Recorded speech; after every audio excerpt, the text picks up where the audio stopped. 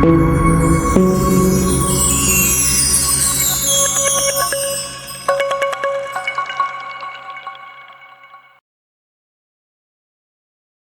buenos días a los que ya se conectaron. Ya estamos aquí. Fíjense, este domingo tuve la bendición de que me invitaran a predicar en Pachuca, pero al compartir en la mañana usaba yo el texto del Salmo 139, una porción que inclusive Betty canta de una manera muy hermosa. Y tal vez la primera vez que le presté atención a ese texto fue cuando le escuché a ella cantarlo. Se los voy a leer, si tienen por ahí su Biblia, búsquenlo, Salmo 139. Dice el verso 7: ¿A dónde huiré de tu presencia? ¿A dónde iré que no esté tu espíritu? Si subo a los cielos, tú estás ahí. Si bajo al Seol y ahí hiciere mi estrado, he aquí que también tú estás ahí. Si tomo las alas del alba y habito en el extremo del mar, aún ahí tu mano me guiará y me asirá tu diestra. Si dijere, ciertamente las tinieblas me encubrirán, aún la noche resplandecerá alrededor de ti, y aún las tinieblas no encubren de ti, no me encubren de ti, perdón, y la noche resplandece como el día. Lo mismo te son las tinieblas que la luz. Y luego el texto que compartí. Porque tú formaste mis entrañas, tú me hiciste en el vientre de mi madre. Te alabaré porque formidables, maravillosas son tus obras. Estoy maravillado y mi alma lo sabe muy bien. No fue encubierto de ti mi cuerpo, bien que en oculto fui formado y entretejido en lo más profundo de la tierra. Mi embrión vieron tus ojos, y en tu libro estaban escritas todas aquellas cosas que fueron luego formadas, y sin faltar una de ellas. Cuán preciosos me son, oh Dios, tus pensamientos, cuán grande la suma de ellos. Si los enumero, se multiplicarán más que la arena. Despierto y aún estoy contigo. Y hablaba yo de cumplir el propósito de Dios en nuestras vidas. Usé el ejemplo de un José y de todas las circunstancias, José el llamado soñador, ¿verdad? De todas las circunstancias que pasó por su vida y que ustedes conocen muy bien, ¿verdad? Ser el hijo amado, tener una túnica de colores, por ser un hijo especial para su papá, ser tomado por sus hermanos, ser tirado o aventado en una cisterna, le quitan su túnica. Después deciden mejor venderlo a un grupo que iba pasando por ahí, creo que eran Marianitas, o si no, luego me corrigen. Y luego de venderlo, bueno, pues lo llevan a Egipto y allá entra a la casa de Potifar, y luego por culpa o por causa de la esposa de Potifar va a dar a la cárcel, y luego por alguna visión que Dios le permite, su compañero ahí de celda o de cárcel sale a trabajar con el faraón, y cuando el faraón tiene una visión, un sueño, entonces llaman a José para que interprete el sueño de este hombre, y después es puesto por el mismo faraón en eminencia como el primer ministro de su imperio, ¿no? Más o menos así es la historia. Ahí si me faltó algo, me falló algo, luego me corrige. Pero el punto es, decía yo, hablando de José muy, muy brevemente, toda esta travesía que la centramos en él, tiene a su alrededor una serie de personas que también tienen un propósito de Dios para su vida. Y entonces yo reflexionaba al final de la predicación, ¿qué pensar de los 11 hermanos de José? Durante la predicación yo dije, la verdad que qué gachos, ¿no? Son hermanos mayores y en lugar de cuidar y proteger, lo agarran, lo avientan, lo venden, engañan al padre, en fin, lo sacan de las vidas.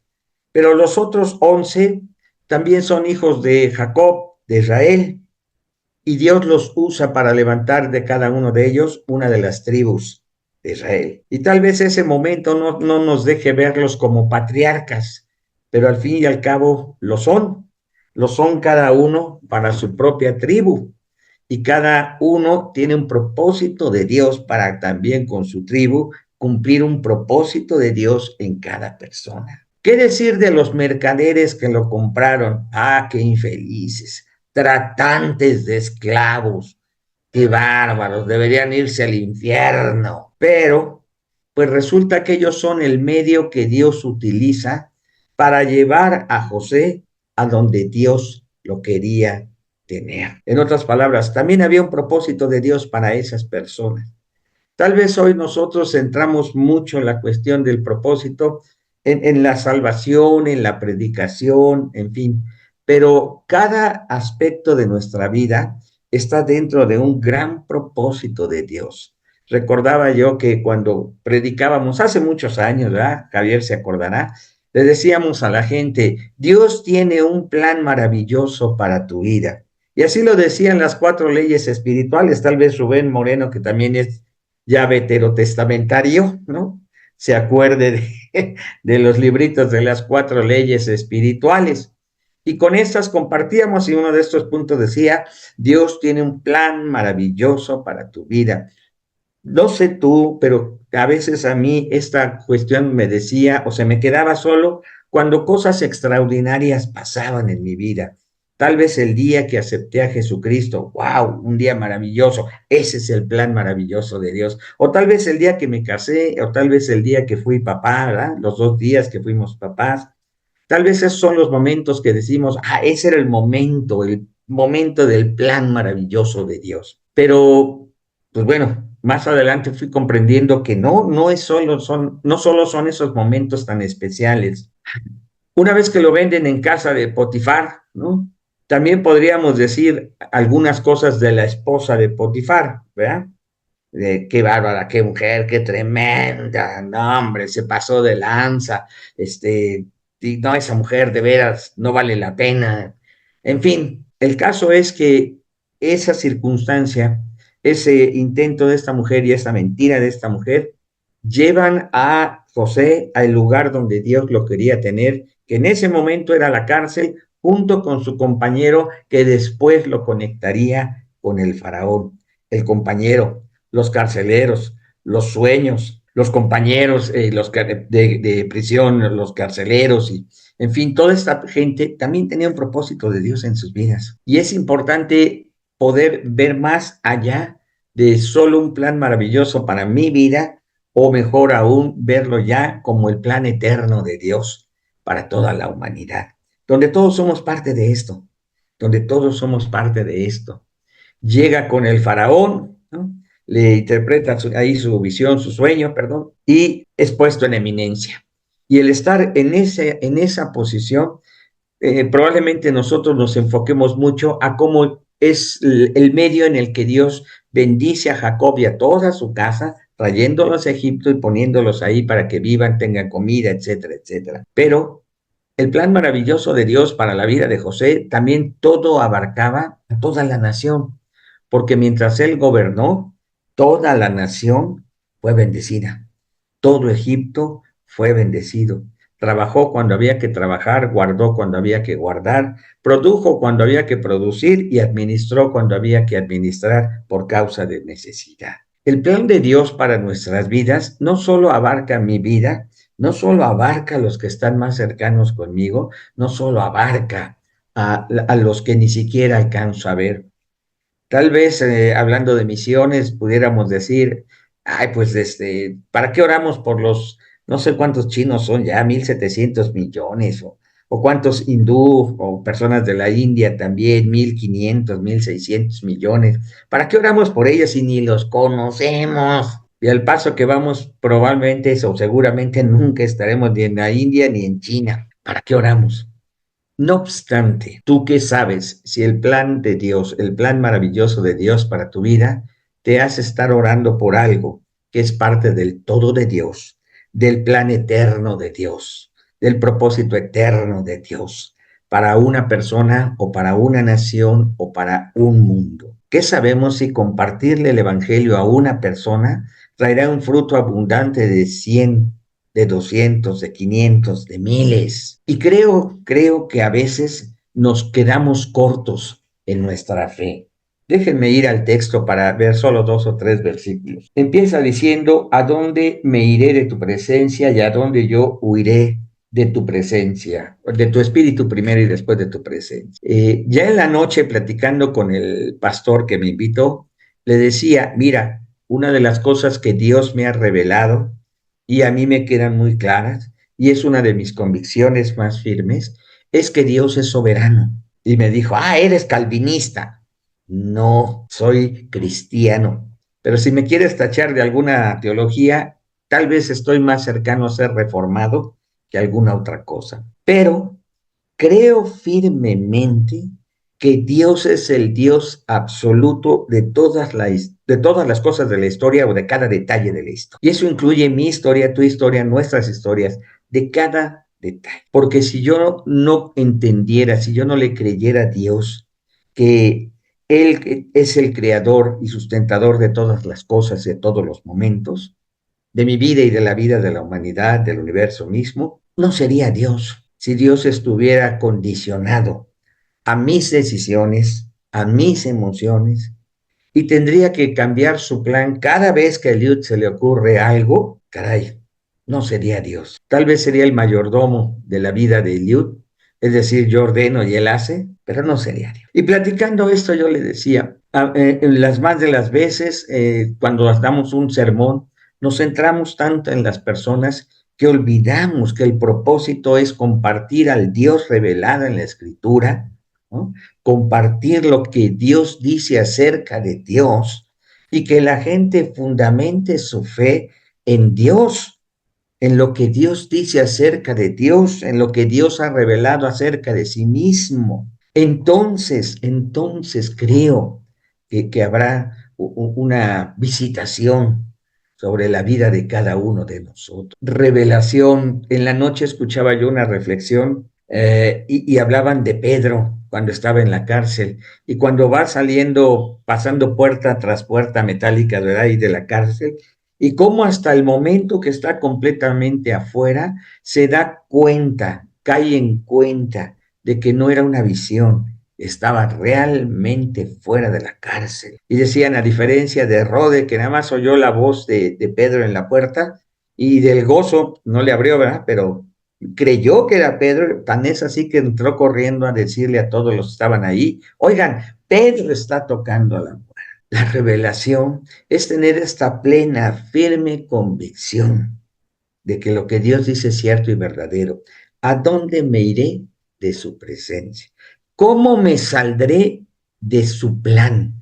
Y esto lo digo porque en el verso 16 dice, mi embrión vieron tus ojos y en tu libro estaban escritas todas aquellas cosas que fueron luego formadas. Y cuando compartía yo esto el domingo, sobre todo este texto, les decía, sé que cuesta trabajo entender, pero no debería costarnos trabajo creer que hay un plan, hay un propósito de Dios para cada uno, pero que todo abarca a todos nosotros. Pero ¿cómo entender que a veces pasan cosas que no nos gustan? Es más, que nos duelen o que nos lastiman. ¿Cómo entender una enfermedad? ¿Cómo entender la pérdida de un ser amado? ¿Cómo entender todo, no sé, una quiebra económica, la pérdida de un trabajo? ¿Cómo entender inclusive que nos estamos haciendo viejos y ya no funcionamos igual que una hamburguesa, una barbacoa y un medio burrito de carne al pastor te van a hacer daño? ¿Cómo entender si cuando eras joven te tragabas eso y más y de todas maneras amanecías con hambre? Yo digo que más que entender es creerle a Dios, que ciertamente todas aquellas cosas están escritas en su libro y así han de suceder. No tengo la capacidad para entretejer la vida de todos los que estamos aquí, ya no digo la humanidad, aquí habemos ahorita 16 personas. Yo no tengo la capacidad de entretejer la vida entre estos 16 que estamos aquí. Pero puedo decir algunos ejemplos, Ruth, Javier, que nos conocemos hace más de 40 años y que el propósito de Dios entre nosotros ha sido el ayudarnos, el animarnos, el sostenernos, el ser amigos, el decirnos cuando algo no está bien, también decirnos, llamarnos la atención, pero sobre todo también ha sido el acompañarnos para que creo que casi 45 años después, ¿no? Sigamos estando pues delante del Señor sirviendo y juntos, ¿no? Cada persona que está cerca de ti. No solo tu familia, no solo la iglesia, no solo tus vecinos. Cada persona que llega a cruzarse contigo en el camión, en el metro, cada persona con la que tienes oportunidad de convivir o compartir un momento de vida, está dentro del plan y del propósito de Dios. Pero me voy a regresar a dos versículos. Tú me formaste en mis entrañas, tú me hiciste en el vientre de mi madre. Te alabaré porque maravillosas y formidables son tus obras. Estoy maravillado. Tú eres una obra maravillosa de Dios. Pero también lo es el que está a tu lado, tu esposa, tus hijos, tus padres, tus hermanos, la congregación, tus vecinos y cada persona que Dios pone al lado tuyo es una obra maravillosa de Dios para que cumpla el propósito de su vida en Cristo Jesús, la cual está escrito en este libro del Señor. Cuando platicábamos en la noche un poquito de este tema y pues de doctrina, de teología más bien, ¿no? Con el pastor Lucio Jacob, él me preguntaba varias cosas y me comentaba lo que él ha aprendido de Dios, lo que a él le ha sido revelado. Y fue un muy buen tiempo. No discutimos, fue un buen tiempo de decirnos por qué lo vemos de una u otra forma, ¿no? De escucharnos y por qué no de aprender uno del otro. Y al final terminaba yo diciéndole, pero el punto es, amigo, que de todo lo que tú y yo dijimos, solo una cosa es inamovible. Solo una cosa no va a cambiar, no va a variar. Y ese es el Señor. Lo que Dios diga acerca de Dios es inamovible. ¿Puedo entenderlo o no? Dios es soberano, yo no. ¿Me dieron libre albedrío? Sí. Y este también se usa dentro del plan eterno de Dios. Oye, pero entonces no soy libre. Mira, yo te digo lo que yo he aprendido. Yo te digo lo que yo he aprendido. Dios es soberano. Pero eso a mí me da una seguridad tremenda.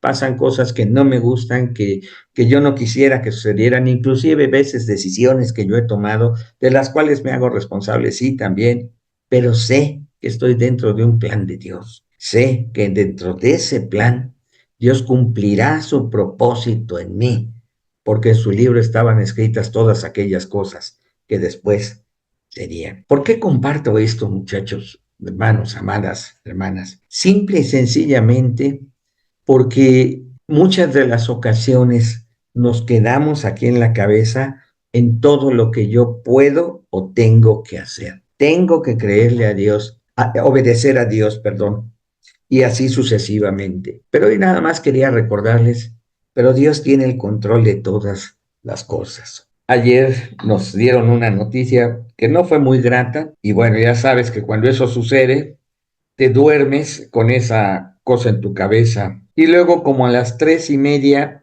fui al baño y a las 4:40 volví a ir. Y a las 4:40 y tantos minutos entra un mensaje a mi celular, un correo electrónico. Y la verdad se me hizo raro. ¿Quién me escribe a las 4 de la mañana, verdad? Pues creo que la mayoría que me conocen sabe que yo a esa hora estoy dormido y no voy a contestar. Pero bueno, acababa de regresar del baño, oigo que suena mi celular, me entra la curiosidad, abro el celular en el correo y lo primero que encuentro es que dice Dios tiene el control. El Señor dio y el Señor quitó. Sea el nombre del Señor bendito. Y es el mismo texto que anoche me compartían cuando me decían esta noticia, ¿verdad? Dios tiene el control. ¿Cómo no vivir confiado? ¿Cómo no vivir con paz? ¿Cómo no vivir con la certeza o la seguridad que Dios cumple su propósito en mí? Abrí el correo, es un devocional de nuestro pan diario, es un devocional de este ministerio que se llama Nuestro Pan Diario, pero que me llegara a esa hora y que me recordaran lo que había escuchado en ese momento y que me dijeran lo que yo he compartido tantas veces, no hace mucho lo tenía ahí en la foto de mi perfil, ¿verdad? Dios tiene el control. Es solo Dios recordándome y creo que lo hago yo de parte de Dios con ustedes hoy. Él es soberano, nada escapa de su mano. Los tiempos son de Dios. Nos gusta hablar del querigma como el tiempo oportuno de Dios, pero todo tiempo es tiempo de Dios. Toda verdad es verdad de Dios. Toda historia es la historia de Dios. Y todo lo que somos y lo que lleguemos a ser es también por la mano de Dios en nosotros. Pues esta es la reflexión, hermanos. Yo quise compartírselas porque estoy seguro que todos necesitamos oír, recordar que solo Dios es Dios y todos los demás somos criaturas dentro del plan maravilloso, dentro del plan eterno de Dios. Padre, en el nombre de Jesús, yo te ruego que esta palabra, Señor, esta reflexión pueda ser puesta por tu Espíritu Santo en nuestra mente, en nuestro corazón y nuestro espíritu impactado, Señor, por lo que tú estás haciendo. Ciertamente tú tienes el control y de verdad, Señor, tú das, tú quitas y de verdad, Señor, tú nos llevas cada día conforme a las obras que en tu libro están escritas.